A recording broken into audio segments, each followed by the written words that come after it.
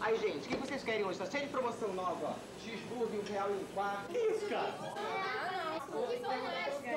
Suco, R$1,03. Refrigerante, 2/3. R$2,50? R$2,50? Doce, 6/8. Tá tudo baratinho, gente. Você já decidiu o que você vai comer? Tava meio indecisa, mas acho que sim. Marquinhos, por favor, vê um cheeseburger e refrigerante pra mim, tá? Rapidinho, no capricho, tá? Espera um pouquinho. Peraí, Carlinhos, quer dizer então que o cheeseburger tá R$1,25 e o refrigerante tá 2/3? Quanto que vai dar tudo isso? Ih, vou ter que fazer o MMC. Espera um pouquinho que eu vou calcular o mínimo múltiplo comum. É claro que isso que acabamos de ver é uma brincadeira. Ninguém escreve preços usando frações. Ao invés de R$1,03, escreve-se R$1,75. Na vida prática, as frações são pouco usadas. Elas aparecem, por exemplo, nos livros de receita. Mas são frações muito simples, como meio, 3/4 ou 1/3, e ninguém precisa operar com elas. No dia a dia, as frações vão sendo mais e mais substituídas pelos números decimais. Esse fato vem produzindo modificações no ensino de frações. Elas continuam importantes, mas os cálculos com frações precisam ser tratados de outras maneiras. Na maioria das escolas, as crianças começam a aprender frações na 3ª série. Certas ideias sobre frações, elas aprendem sem dificuldade. No entanto, há outras em que as coisas só complicam. A princípio, eu sinto no trabalho com as crianças uma primeira dificuldade, que é exatamente a questão da transformação de um número misto para fração imprópria e de fração imprópria para número misto. Fica uma coisa meio que complicada quando você pega, vamos dizer, 5/4 e pede para a criança fazer o desenho. A criança normalmente tende a dividir em 5 partes e pintar 4. Uma outra dificuldade que eu encontro, que eu vejo nas turmas, é a questão de comparação de fração com denominadores diferentes e numeradores iguais, do tipo 1/7 e 1/9. A criança normalmente vai dizer que a fração maior é 1/9. A professora apontou 2 dificuldades das crianças que são muito frequentes. Uma é comparar frações. Essa dificuldade ocorre quando a criança não compreendeu o conceito de fração. A outra dificuldade é entender frações maiores do que a unidade. Essa dificuldade é natural. Afinal, nesse estágio, a criança percebe a fração como parte do todo. O que a gente viu no programa até aqui nos convida a refletir sobre o ensino de frações, sobre o trabalho que a gente faz com as frações no primeiro grau. Em primeiro lugar, chama a atenção o seguinte: na vida prática, as frações são muitíssimo menos importantes do que os decimais. E, no entanto, na matemática da escola, a gente inverte isso. Dá-se muito mais atenção às frações do que aos decimais. Em segundo lugar, apesar da gente identificar as dificuldades das crianças, como fez a colega professora agora há pouco, apesar da gente reconhecer que esse é um conceito que exige um tempo maior para ser construído pelo aluno, apesar disso tudo, a gente continua insistindo em ensinar praticamente todos os conteúdos relacionados a frações até a 4ª série. Até esse momento já se ensinou o conceito, a comparação de frações, a equivalência, a ordenação de frações, as 4 operações com os algoritmos finais definitivos. E o resultado disso a gente sabe qual é: muito pouco se aprende.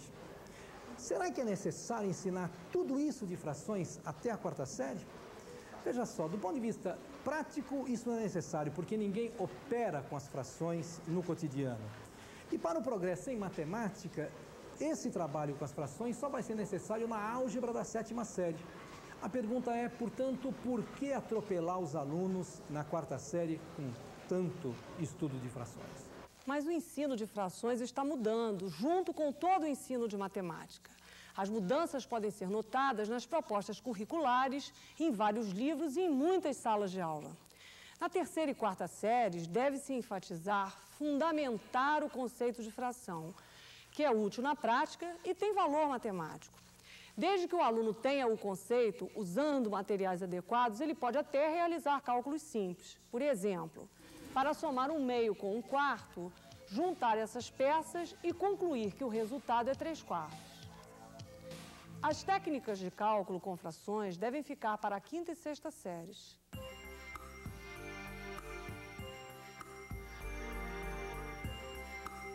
Na matemática, a noção de fração está associada a um pedaço de um todo, mas um pedaço em que o todo foi dividido em partes iguais.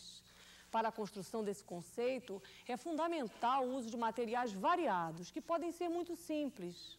Por exemplo, dobrando e cortando ao meio uma folha de papel, as crianças rapidamente formam as ideias de meios, quartos e oitavos. Esse é o trabalho que a professora está realizando com a sua classe. Dobrando a folha de papel ao meio, cada parte é uma metade ou 1/2 de folha. Continuando, se cada meio for dividido ao meio, o inteiro ficará dividido em 4 partes, e cada uma será 1/4 da unidade. Continuando assim, dividindo cada quarto ao meio, teremos a unidade dividida em 8 partes, cada uma sendo 1/8. Essa atividade simples já permite perceber propriedades interessantes. Comparemos a fração 1/4, por exemplo, com a fração 1/2. Vemos que 1/4 é menor do que 1/2. Com o mesmo material, podemos também ver que 2/4 é igual a 1/2. Vendo essas imagens, você deve ter concluído também que 1/4 mais 1/4 é igual a 1/2. Observe que as comparações e operações realizadas apoiaram-se apenas no conceito de fração. Pois é, trabalhando assim, as crianças percebem que, por exemplo, 1/7 é maior do que 1/9. Ela percebe que quanto maior é o número de partes, menor é o tamanho de cada uma delas. Dividindo-se o círculo em 9 partes, obtém-se 9/9. Da mesma forma, dividindo-se o círculo em 7 partes, obtém-se 7/7. E podemos concluir que 1/9 é menor do que 1/7. Certa vez, uma colega professora contou-me o seguinte. Ela fez todo esse trabalho de construção do conceito de fração. As crianças dobraram papel, recortaram, pintaram figuras divididas em partes iguais. Ela estava satisfeita com o trabalho. E aí propôs que as crianças calculassem 1/4 de R$36. Pois bem, ela ficou muito surpresa ao constatar que quase nenhum aluno soube fazer. Por quê? Qual a razão dessa dificuldade? Para compreender o que está acontecendo, para entender a dificuldade do aluno, é preciso que a gente tente se colocar no lugar dele, é preciso que a gente procure pensar com a cabeça dele.